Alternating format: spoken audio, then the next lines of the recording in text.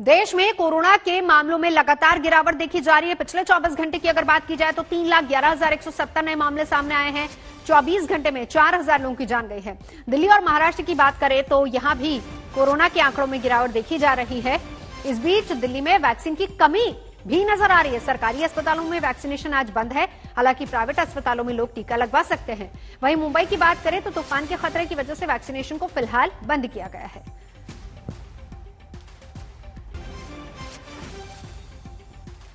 मेरे दो सहयोगी इस वक्त हमारे साथ जुड़ चुके हैं। सुशांत मेहरा दिल्ली से और पंकज इस वक्त हमारे साथ मुंबई से मौजूद है। सबसे पहले सुशांत, क्या हाल है वैक्सीनेशन का? मामलों में कमी आ रही है और इस बीच एक बड़ी बात यह है कि क्या पाबंदियों को और बढ़ाया जाएगा? देखिए नवजोत, मैं आपको बता दूं कि दिल्ली के अंदर वैक्सीनेशन का क्राइसिस जो कि बाकी राज्यों की तरह है वो यहाँ पर भी अब नजर आने लगा है। सरकार ने पिछले 2 से 3 दिनों के अंदर कोवैक्सीन के 140 सेंटर बंद किए हैं। हालांकि कोविशील्ड के सेंटर जो हैं वो जारी है। कल उनके दिल्ली सरकार के पास तकरीबन 1.5 लाख के आसपास कोविशील्ड का वैक्सीनेशन जो है वो पहुंचा है। लोग जो है वो धीरे धीरे जो है वो वैक्सीनेशन सेंटर पर पहुंच रहे हैं। रफ्तार काफी सुस्त है और मैं आपको बता दूं कि तमाम आज छुट्टी का दिन है, तमाम सेंटर्स बंद होते हैं, लेकिन आज तमाम सरकारी स्कूल और जहां पर वैक्सीनेशन चल रहा था वहां पर अभी फिलहाल जारी है, क्योंकि बीच में ईद थी जिसके कारण एक छुट्टी जो है रखी गई थी। ऐसे में लोग वैक्सीनेशन लगाने के लिए जल्दी से जल्दी पहुंचे। ऐसे में आज का दिन भी एक बार फिर से वैक्सीनेशन जो है वो जारी किया गया। अभी भी आप देख सकते हैं कि यहाँ पर वैक्सीनेशन का काम जो है वो जारी है, लेकिन सुस्त रफ्तार के साथ वैक्सीनेशन जो है वो यहाँ पर फिलहाल जो है वो किया जा रहा है। हमारे साथ डॉक्टर है, ये बताइए कि मैम कितने मरीज जो है वो यहाँ पर लोग पहुंच रहे हैं यहाँ पर वैक्सीनेशन के लिए? सर हमारे यहाँ अभी डेली वैसे 200 अबव लगते थे, लेकिन आज बहुत कम है सर। अभी 13-14 लगे हैं बस। रफ्तार बिल्कुल स्लो है सर। आज अवेयरनेस कम हो या फिर सुशांत पीरियड बढ़ा दिया सर उसका कोविशील्ड का 3 महीने का, इसलिए भी लोग नहीं आ रहे। देखिए अपॉइंटमेंट वालों को लग रहा है और स्लॉट लेने में भी काफी दिक्कतों का सामना जो है वो लोगों को करना पड़ रहा है। लोगों को स्लॉट जो है वो नहीं मिल पा रहे हैं। बिल्कुल सुशांत, लौटती हूं आपके पास। इस बीच मेरे सहयोगी मुंबई से भी मौजूद हैं। वहां तो तूफान का भी साथ ही साथ खतरा है और ऐसे में स्थिति क्या है कोरोना मरीजों की, अस्पतालों की? नवजोत, देखिए अब चाहे हम मुंबई की बात करें या महाराष्ट्र की बात करें, इस वक्त जो चिंता का विषय अलग अलग कॉरपोरेशंस के लिए और राज्य सरकार के लिए बना हुआ है वो है बढ़ता हुआ मौत का आंकड़ा। अब अगर हम शुक्रवार की बात करें तो महाराष्ट्र में 695 मामले सामने आए थे, लेकिन कल देखिए 960 मौतें हुई हैं कोविड से। तो आंकड़ा बहुत ज्यादा है और ये अब गंभीर मसला बन गया है और चिंता का मसला है ये राज्य सरकार के लिए। अब एक्टिव केसेस भी 4,94,032 हैं। साथ ही साथ केस फेटिलिटी रेट भी देखिए 1.51% पे है। यानी राज्य सरकार के लिए चिंता बनी हुई है, क्योंकि अगर एक तरफ देखें डेली काउंट ऑफ केसेस तो नीचे आ रही है, 34,848 का रिकॉर्ड किए गए, लेकिन मौत का आंकड़ा बढ़ता जा रहा है। देश की आर्थिक राजधानी मुंबई की बात करें तो यहां भी कल 62 मौतें हुई हैं कोरोना के चलते। तो बीएमसी का कहना है कि अब वो अपनी सारी एनर्जी इस तरफ फोकस कर रहा है कि ये जो ज्यादा मौतें हो रही हैं उसको किस तरीके से कंट्रोल में लाया जाए। उसके लिए वो क्या कर रहा है, अब एक ये तरीका बना रहा है कि जिन लोगों की तबीयत खराब है, होम आइसोलेशन दिया गया था, जिनको कोमॉर्बिडिटीज है, सीनियर सिटीजन है, उनको भी अब शिफ्ट किया जाए कोविड हॉस्पिटल्स में। क्योंकि कई लोग ऐसा है जिनको अब होम आइसोलेशन दिया था, उनकी तबीयत खराब हो रही है, उनकी मौतें हो रही हैं। साथ ही साथ कोमॉर्बिड पेशेंट्स में देखा जा रहा है ये आंकड़ा ज्यादा बढ़ रहा है। इसलिए अब एक नई स्ट्रेटेजी तैयार कर रहा है बीएमसी, जिससे जिन लोगों को कोमॉर्बिडिटीज है, सीनियर सिटीजन है, जिनको होम आइसोलेशन दिया गया था, उनको भी अब कोविड हॉस्पिटल्स में शिफ्ट किया जाएगा। अदरवाइज रिकवरी रेट अच्छा हो गया है, डबलिंग रेट अच्छा हो गया है, कंटेनमेंट जोन्स भी अब काफी हद तक कम हो गए। नजर आप बनाए रखिए। आपका शुक्रिया पंकज और सुशांत, दोनों मेरे सहयोगी जानकारी दे रहे थे। इस बीच यूपी से बड़ी खबर आपको बता देते हैं। उत्तर प्रदेश के मुख्यमंत्री योगी आदित्यनाथ अब संक्रमण से सबसे अधिक प्रभावित जिलों का दौरा खुद करेंगे, जहां पर कोविड अस्पतालों से लेकर ऑक्सीजन, जरूरी दवाओं की उपलब्धता को लेकर मॉनिटरिंग करेंगे। तस्वीरें नोएडा की दिखा रहे हैं, जहां पर योगी आदित्यनाथ पहुंच रहे हैं। आज मुख्यमंत्री योगी आदित्यनाथ नोएडा, गाजियाबाद और मेरठ का दौरा कर रहे हैं। नोएडा की तस्वीरें जहां पर पहुंचे हैं योगी आदित्यनाथ। और इस बीच यूपी में कोरोना के केसों में लगातार गिरावट आ रही है।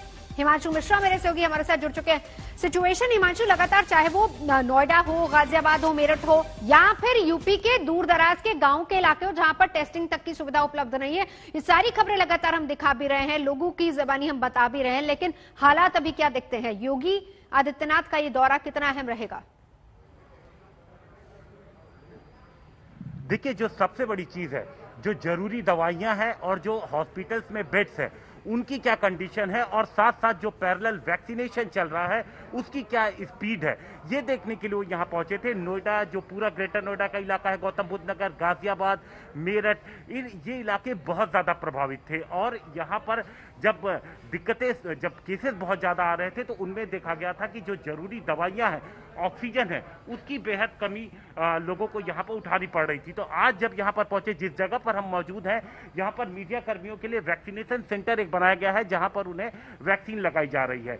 यहाँ से योगी निकल करके सीधे जो पूरे डिस्ट्रिक्ट के जो आला अधिकारी हैं उनसे वो मिलेंगे और ये समझेंगे कि जो तमाम स्वास्थ्य व्यवस्था है, जो पूरे जिले की, गांव में क्या कंडीशन है, शहरों में क्या कंडीशन है, कितने बेड्स अवेलेबल हैं कि नहीं है, और किन किन चीजों की खास तौर पर कमी देखने को सामने आ रही है।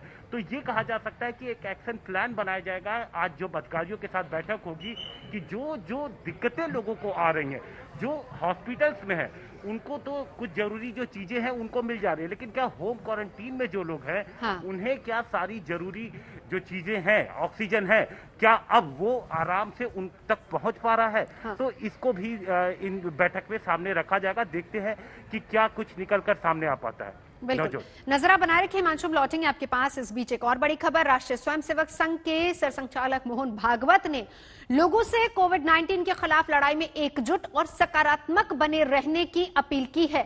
साथ ही उन्होंने कहा कि कोरोना वायरस की पहली लहर के बाद सरकार, प्रशासन और जनता के लापरवाह होने की वजह से ही वर्तमान स्थिति बनी है और सामने आई है। मोहन भागवत कल नागपुर में पॉजिटिविटी अनलिमिटेड व्याख्यान श्रृंखला को संबोधित कर रहे थे। लहर आने के बाद हम सब लोग जरा गफलत में आ गए। क्या जनता, क्या शासन, क्या प्रशासन मालूम था? डॉक्टर लोग इशारा दे रहे थे, फिर भी थोड़े गफलत में आ गए, इसलिए संकट खड़ा हुआ।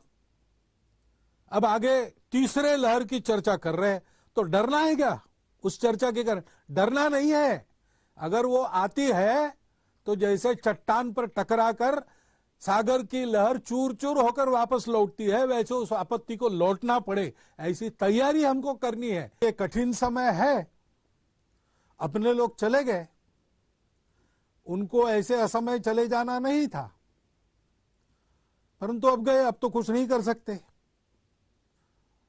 अब जो परिस्थिति है उसमें हम है, और जो चले गए वो तो एक तरह से मुक्त हो गए। उनको इस परिस्थिति का सामना अब नहीं करना है, हमको करना है। पीछे हम लोग हैं, हमको अपने आप को और अपने सबको सुरक्षित रखना है। और इसलिए हमको नेगेशनिज्म नहीं चाहिए, कुछ नहीं हुआ, सब कुछ ठीक है, ऐसा हम नहीं कह रहे।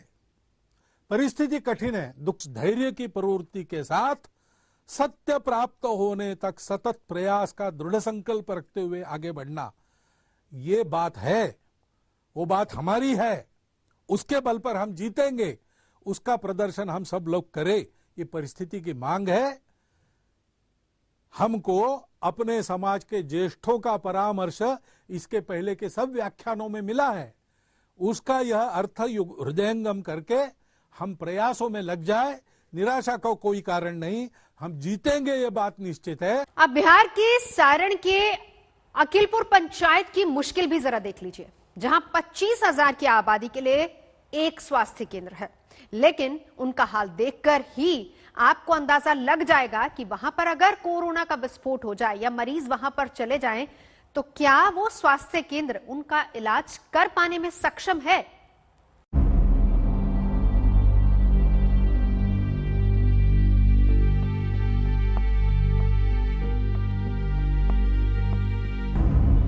स्वास्थ्य केंद्र की दीवार पर लिखा है कि किसी भी शिकायत के लिए 104 नंबर डायल करें, लेकिन सरकार शिकायतें क्या क्या हैं, वो नंबर मिलने की बजाय हम आपको सीधे तस्वीरों में दिखा देते हैं, गांव वालों के जुबान से सुना देते हैं।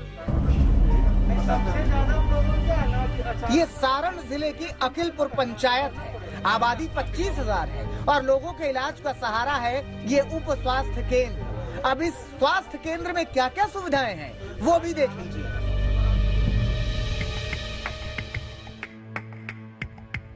यहाँ न मेज है, न कुर्सी है, न डॉक्टर है, न नर्स है, न दवा है, न इंजेक्शन है। सीधे शब्दों में कमरा पूरा खाली है। यानी महामारी के इस दौर में गांव वालों के लिए दुआ ही आखिरी सहारा है। जिस दूसरे कमरे में दवा के नाम पर कुछ दिख भी रहा है, अब वहां का हाल भी देख लीजिए। देखने की कोशिश करते हैं यहाँ पर। ऐसा आपको कहीं से भी दिखाई नहीं देगा कि ये स्वास्थ्य उपकेंद्र है। यहाँ चूंकि पाठक जी यहाँ पर एक पुराने स्टाफ हैं, रिटायरमेंट के बाद हैं, तो लग रहा है कि कोई ना कोई है। ये देखिए दवा यहाँ पर, वैक्सीन का ये सारा कुछ रखा हुआ है यहाँ पर। वैक्सीन इंजेक्शन दिख रहा है, ये क्या है ये? है? अपना खरीद के लोगों को देते हैं। आप देखते हैं, आप छोटा मोटा इलाज आप ही करते हैं? हाँ, करते हैं छोटा मोटा इलाज। जो स्वास्थ्य व्यवस्था की बेसिक जरूरतें हैं, डॉक्टर, नर्स, दवाइयाँ, ये तमाम चीज आपको कहीं नहीं दिखाई देती है। बिल्डिंग जरूर अच्छी अच्छी बिल्डिंग बन गई है, हॉस्पिटल बने हैं, लेकिन उसमें इलाज करने वाले डॉक्टर नहीं है, नर्सेज नहीं है, दवाइयाँ नहीं है। तो ऐसे हाल में सवाल यही है कि गांव में अगर किसी में कोरोना का लक्षण दिखता है तो वो इलाज कहां कराएगा, किसके पास जाएगा? उप स्वास्थ्य केंद्र की हकीकत गांव वाले जानते हैं। यही वजह है कि सर्दी बुखार होने पर गांव वाले बिना टेस्ट के ही खुद को कोरोना पॉजिटिव मान लेते हैं। हमारे स्मेल चली गई, टेस्ट चला गया, इससे हमें पता लगा कि मतलब कोरोना पॉजिटिव हुए हम। बट जो हमारे पास जांच का अभाव था, इसलिए कहीं जांच कराने जा नहीं पाए हम लोग। यहीं पे करवाया हमने। अब खुद से क्वारंटीन होके दवा लिया। जो मान लिए अपने आप की? हाँ, हम मान लिए कि हमें कोविड हो चुका है और खुद से ही हम क्वारंटीन होके अपने आप को रिकवर किया। गांव के तमाम लोग बीमार हैं, कोरोना का डर भी है, लेकिन टेस्टिंग कहां कराएं, कैसे कराएं? क्योंकि यहाँ ना तो सुविधा है और न सुनवाई। मेरे पीछे आप देख सकते हैं, ये स्वास्थ्य उपकेंद्र है यहाँ का। करीब 25,000 से ज्यादा की आबादी वाला ये पंचायत है किलपुर, और इसमें ये स्वास्थ्य उपकेंद्र बनाया गया है। लेकिन आपको जो ये दिखाई दे रहा है, ये केवल बिल्डिंग ही दिखाई दे रहा है, इसका अंदर कुछ भी नहीं है। डॉक्टर की तो नियुक्ति है नहीं यहाँ पर। एक नर्स कभी कभार यहाँ पर आती जरूर है, लेकिन जो महामारी का दौर चल रहा है उसमें न कहीं टेस्टिंग की कोई सुविधा है, न वैक्सीनेशन की सुविधा है। सरकार ने गांव वालों की समस्या से आंखें फेर ली हैं। ऐसी सूरत में किसी दौर में बेसिक हेल्थ वर्कर रहे 85 साल के हरिशंकर पाठक ही लोगों को दवा दे रहे हैं। जगह पर कई पोस्टर खत्म हो गया। नीतीश सरकार में यही दिक्कत हुआ कि हमारे नाम का, हमारे पोस्ट का कोई भी जितना बेसिक हेल्थ वर्कर कोई है ही नहीं। कोई है नहीं है। जितने से सब रिटायर कर गए और उसके जगह पर किसी की बहाली नहीं हुई। लेकिन कई मरीज ऐसे भी हैं जिनकी हालत गंभीर होने पर उनकी जान पर बनाती है। खुद से अपना दानापुर जाना पड़ता है। कोई न एम्बुलेंस का व्यवस्था है, न डॉक्टर का फैसिलिटीज है। अगर सीरियस कंडीशन में कोई पेशेंट है तो उसको यहीं मरना पड़ेगा। मर जाते हैं, जाते जाते बहुत ज्यादा एक्सपायर कर जाती है ना। तो व्यवस्था दिया जाए, यही कहा जा सकता है। अब बताइए, स्वास्थ्य केंद्र है, यहाँ डॉक्टर नहीं है। कि आपका वैक्सीनेशन भी होता है तो 2 दिन आती है लेडी या 10 दिन गायब रहती है। कोई नियम कानून नहीं है, कोई सिस्टम नहीं है। अखिलपुर पंचायत का उप स्वास्थ्य केंद्र एक मकान में चल रहा है। जिसके परिवार ने इस स्वास्थ्य केंद्र को जमीन दी थी, वो भी अब इसकी बदहाली का दुखड़ा रो रहे हैं। उद्देश्य था कि गांव के स्वास्थ्य का जो है उन्नयन हो और लोग यहाँ स्वस्थ रहें, लेकिन दुर्योगवश आज तक लगभग 25-30 साल, 80 के आसपास में हो गया, ज्यादा समय हो गया। तो आज तक जो है इसमें कभी कोई डॉक्टर या कोई इस तरह के सुई रुई दवा, इसकी कोई व्यवस्था, समुचित व्यवस्था कभी नहीं दिखा। ऐसे हालात से साफ है कि बिहार के गांव में कोरोना से निपटने के लिए सरकार के पास कोई ठोस प्लान नहीं है, जिससे गांव वालों की जान पर आफत लगातार बनी हुई है। सुजीत झा, सारण, आज तक। दिल्ली, यूपी, महाराष्ट्र में कोरोना के मामले लगातार कम हो रहे हैं और ये राहत की खबर है। लेकिन इन आंकड़ों पर सवाल भी लगातार उठ रहे हैं, क्योंकि तमाम राज्यों में टेस्टिंग का आंकड़ा भी कम होता जा रहा है।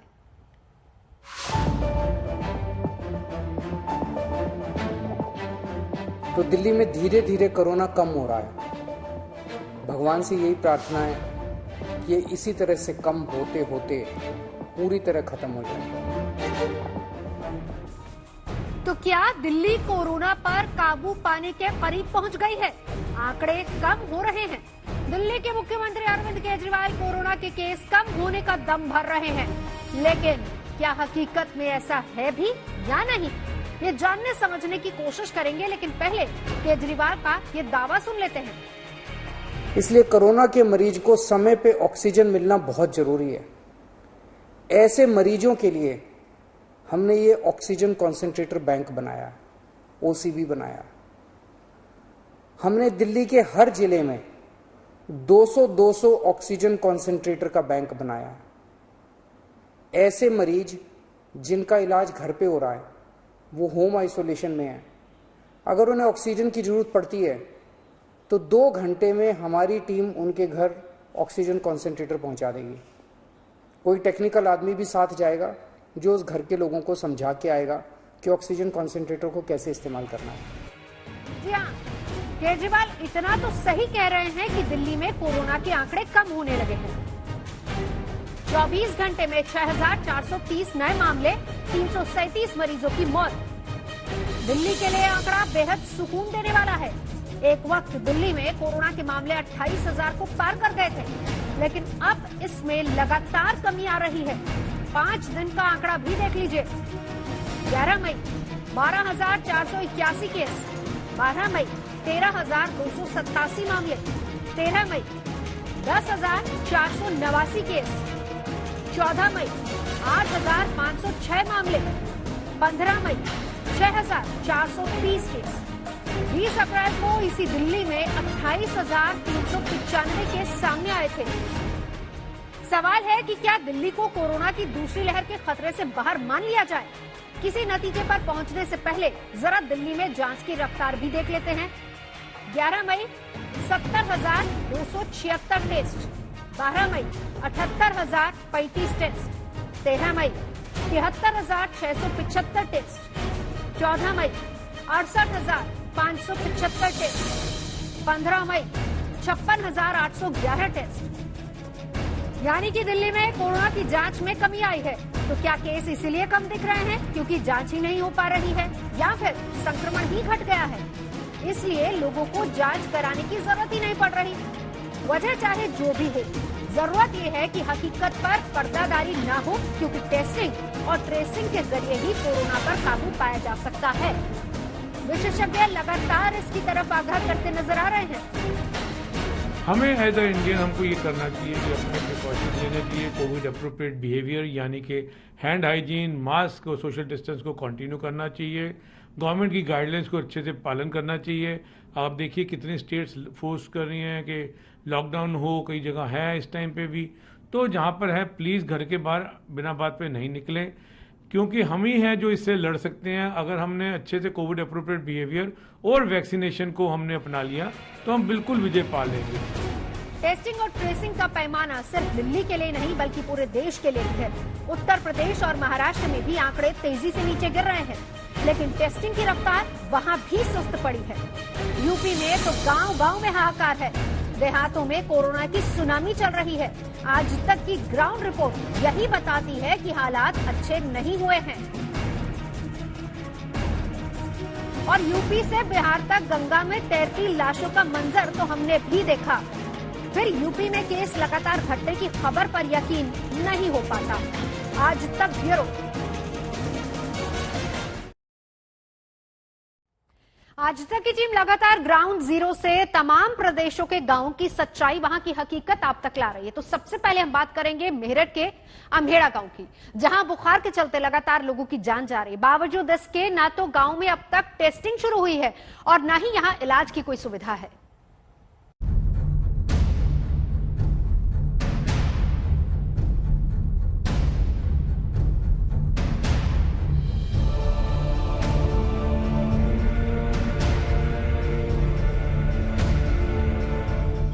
वादे कुछ भी हों, दावे कैसे भी हों, लेकिन कोरोना की मार से यूपी के गांव-गांव कराह रहे हैं।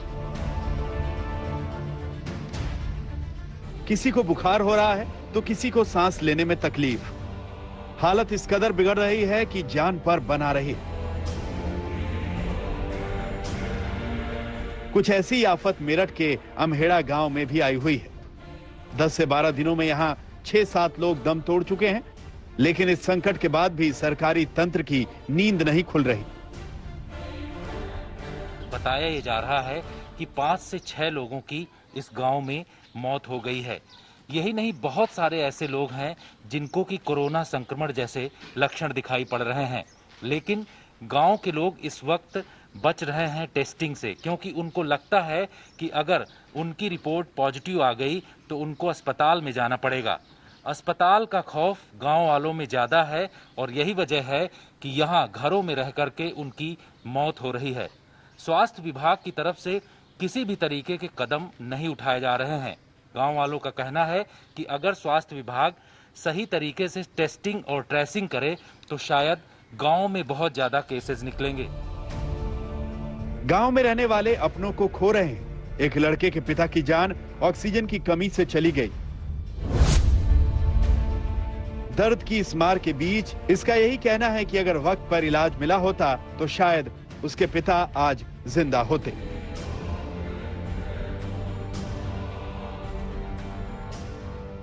दो 3 दिन से बुखार आ रहा था, फिर उन्होंने खाना पीना भी बंद कर दिया था और फिर बुखार में उनको सांस लेने में दिक्कत होने लगी।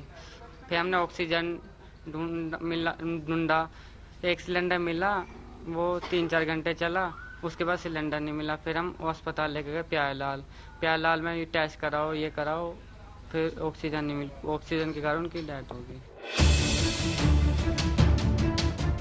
लेकिन वक्त पर इलाज मिले भी तो कैसे, बीमारों की मदद हो भी तो कैसे। गांव में प्राथमिक स्वास्थ्य केंद्र है, लेकिन ताला जड़े इस केंद्र में बड़ी बड़ी घास उगाई है। ऐसे हाल में डॉक्टर का तो सवाल ही पैदा नहीं होता। मेरठ के अमहेड़ा गांव में यहाँ के स्वास्थ्य केंद्र की स्थिति आप देखिए कि यहाँ बाकायदे लिखा तो है कि अमहेड़ा आदिपुर पीएचसी स्वास्थ्य केंद्र, लेकिन इसके सामने की स्थिति आप देखिए, चारों तरफ यहाँ बड़ी बड़ी घास दिखाई पड़ रही है और ना तो यहाँ पर ताला खुलता है, ना ही यहाँ पर किसी भी तरीके से डॉक्टर बैठते हैं। गांव की जिस तरीके की सिचुएशन है, ऐसे में साफ होता है कि अगर गांव के पीएचसी सेंटर सही तरीके से काम कर रहे होते तो गांव में जो मरीज कोरोना संक्रमण या कोरोना जैसे लक्षण उनको दिखाई पड़ रहे हैं, वो लोग शहर को न जाते और शहर में जाकर के उनको इलाज के लिए तड़पना नहीं पड़ता। यहाँ गांव की स्थिति ये है कि इतनी बड़ी बड़ी घास इस हॉस्पिटल में, जो कि गांव के लिए बनाया गया है और गांव के लोगों के लिए बनाया गया है, वो कभी भी खुलता नहीं है और यहाँ इलाज के लिए किसी भी तरीके की व्यवस्था नहीं है। कई बार शिकायत हुई, गुहार भी लगाई गई, कोरोना का कहर भी बरपा, लेकिन स्वास्थ्य केंद्र तक डॉक्टर नहीं आ पाया। कई बार हमारे द्वारा इसकी शिकायत सीएमओ साहब से की जा चुकी है। इसकी 1-2 बार सफाई जरूर की गई है, लेकिन यहाँ पर किसी डॉक्टर को नहीं बैठाया गया। इलाज के लिए मजबूरी लोगों को प्राइवेट डॉक्टर्स के पास जाना पड़ता है, प्राइवेट मेडिकल्स में जाना पड़ता है, जिसमें जो आर्थिक रूप से कमजोर वर्ग के लोग हैं उन्हें सुविधाएं नहीं मिल पाती, वो लोग नहीं अपना इलाज करा पाते। अमहेड़ा गांव के घर घर में लोग बीमार हैं। दावा यही है कि अगर टेस्टिंग हो तो कोरोना के कई केस निकल आएंगे, लेकिन टेस्टिंग का कोई इंतजाम है ही नहीं। मुसीबत के मारे गांव वाले जाएं तो जाएं कहां। जो कोरोना से संक्रमित हैं वो घर पे खुद आइसोलेट हो रखे हैं और अगर टेस्टिंग की हम बात करें तो स्वास्थ्य विभाग की तरफ से यहाँ पर कोई टेस्टिंग नहीं हुई है। लोगों को प्राइवेट लैब्स में जाकर के टेस्टिंग करानी पड़ रही है। अगर वो सरकारी किसी उसमें कराते हैं इंस्टीट्यूशन में, तो उनको कई दिन तक रिपोर्ट्स नहीं मिल पा रही है, जिससे इलाज लेने में उन्हें दिक्कत आ रही है। तो स्वास्थ्य विभाग की तरफ से अभी यहाँ पर कोई ऐसा कदम नहीं उठाया गया है। मुश्किल के दौर में गांव वाले मदद की गुहार लगा रहे हैं और टीकाकरण अभियान चलाने की मांग कर रहे हैं, लेकिन अब तक कोई सुनवाई नहीं है। गांव में दहशत का माहौल है। जब से चुनाव हुए हैं तब से 6-7 मौत यहाँ पे कोरोना से हो चुकी हैं। इसके अलावा स्वास्थ्य सेवाएं अभी यहाँ पर कुछ नहीं है। जो अभी तक कोई यहाँ पर कैंप नहीं लगा है, टीकाकरण अभियान कोई नहीं यहाँ पर चला है। लगातार हो रही मौतों के चलते गांव वाले डरे हुए हैं। ऐसे हाल में उन्हें शासन की ओर से कोई सुविधा नहीं मिल रही। ना ही कोई कैंप लगा, घर घर मरीज तप रहे हैं, बुखार से भी पीड़ित हैं। यहाँ सामने बाहर गांव में एक केडी डॉक्टर है, शाम को वहाँ स्थिति जाकर देख लो, 200-300 मरीज रोज इकट्ठे हो जाए उनके पास। इसलिए गांव में कोई सुविधा हमें शासन की तरफ से नहीं मिल पा रही। कोरोना के संकट काल में जब इलाज में जरा सी भी देरी लोगों की जिंदगियां ले रही हैं, ऐसे दौर में यूपी के गांव का यह हाल चिंता बढ़ाने वाला है। बड़े दावे करने वाली सरकार को इस हाल पर गौर करना चाहिए ताकि गांव-गांव तक स्वास्थ्य सुविधाएं पहुंचाकर लोगों की जान बचाई जा सके। मेरठ से जितेंद्र बहादुर सिंह के साथ आज तक ब्यूरो। यूपी से एमपी तक और बंगाल से तमिलनाडु तक हर जगह लॉकडाउन है। शहर शहर इस लॉकडाउन का असर अब धीरे धीरे आंकड़ों में भी नजर आने लगा है। देश में कोरोना के मरीजों में कमी आने लगी है और इसके पीछे कहीं ना कहीं बड़ी वजह लॉकडाउन ही है।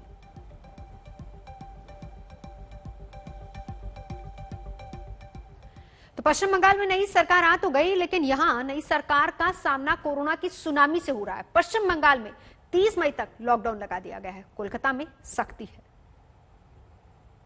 पश्चिम बंगाल में लॉकडाउन की पहली सुबह का नजारा हम आपको दिखा रहे हैं। हालांकि स्टेट गवर्नमेंट ने ऑफिशियली इसे लॉकडाउन नहीं कहा है, रेस्ट्रिक्शंस कहा है, लेकिन जो मूवमेंट है व्हीकल्स की, इसके अलावा लोगों की, उस पर रेस्ट्रिक्शन है सिवाय इमरजेंसी सर्विसेज की। 7 से 10 सुबह के जो ग्रोसरी शॉप्स हैं, सब्जी बेचने वाले हैं, उन सबको खुला रहने की इजाजत दी गई है। लेकिन जो लोग बाहर निकले हैं उनको सिर्फ इमरजेंसी सर्विसेज के अलावा बाहर निकलने की इजाजत दी गई है, जहां पुलिस हर जगह तैनात की गई है। खास तौर पर जो मुख्य चौराहे हैं, मुख्य सेक्शन है, वहां पर पुलिस लगातार नजर रख रही है, देख रही है कि लोग जो बाहर निकले हैं वो इमरजेंसी सर्विसेज के लिए बाहर निकले हैं या फिर ऐसे ही तफरी करने के लिए या किसी और वजह से बाहर निकले हैं। और जो सड़कों का हाल है वो मैं आपको दिखा रहा हूं। लगभग खाली सी सड़कें हैं, काफ़ी कम लोग दिखाई पड़ रहे हैं सड़कों पर, क्योंकि 7 से 10 के बीच थोड़ी बहुत भीड़ होनी है, क्योंकि उस वक्त में ग्रोसरी, इसके अलावा जो सब्जी विक्रेता हैं उनको छूट दी गई है। लेकिन 10 बजे के बाद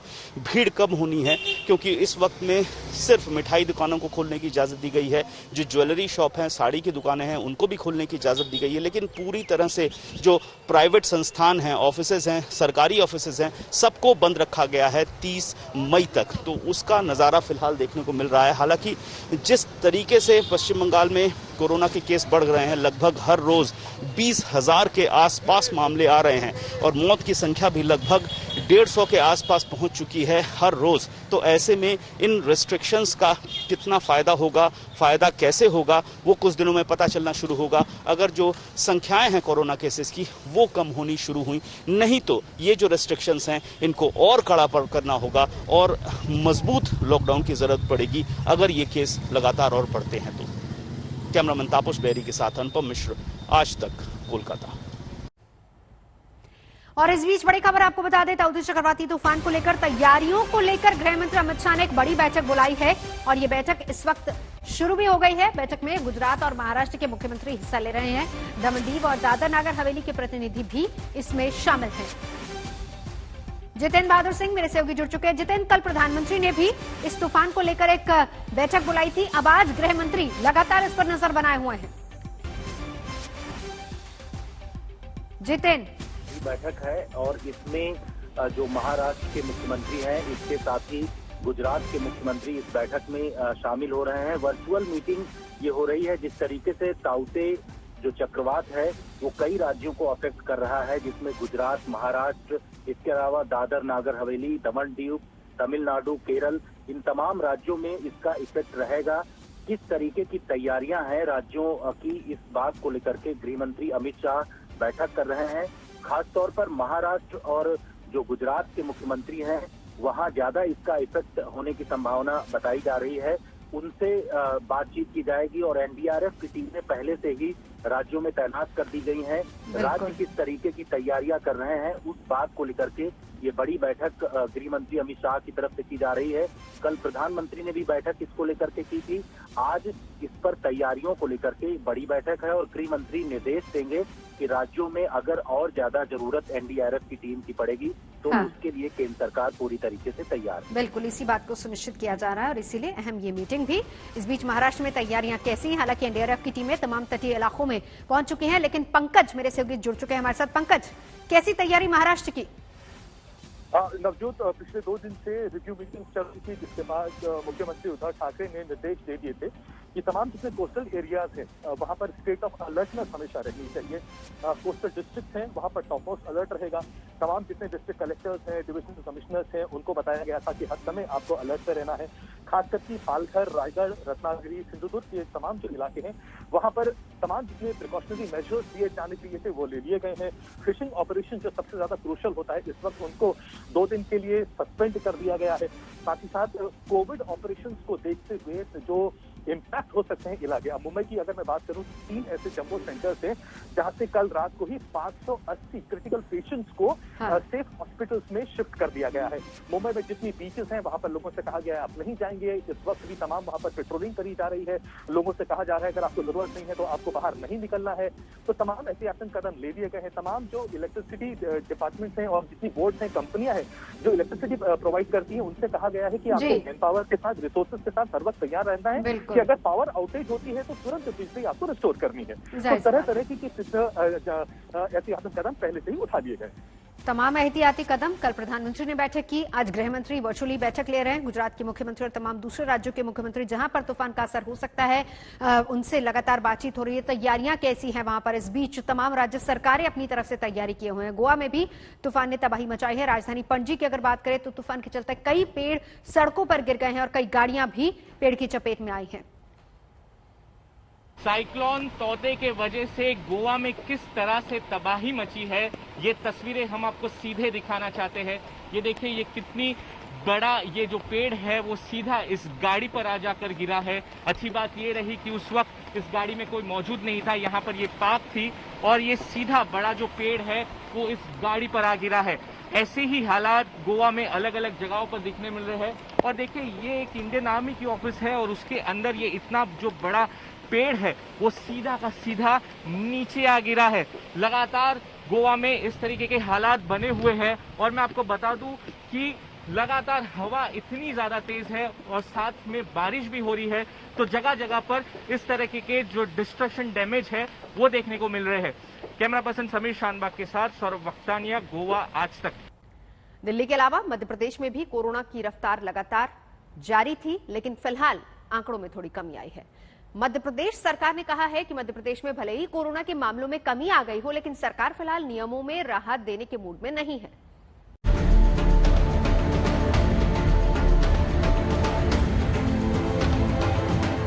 कैसे कैसे दर्द नहीं सहा मध्य प्रदेश ने। अस्पताल में कोरोना से जूझते मरीज, ऑक्सीजन के बगैर दम तोड़ते मरीज, दवाई के अभाव में बिलखते मरीज। मगर इन सब के बीच अब अच्छी खबर यह है कि एमपी में कोरोना की रफ्तार मध्यम पड़ती दिख रही है।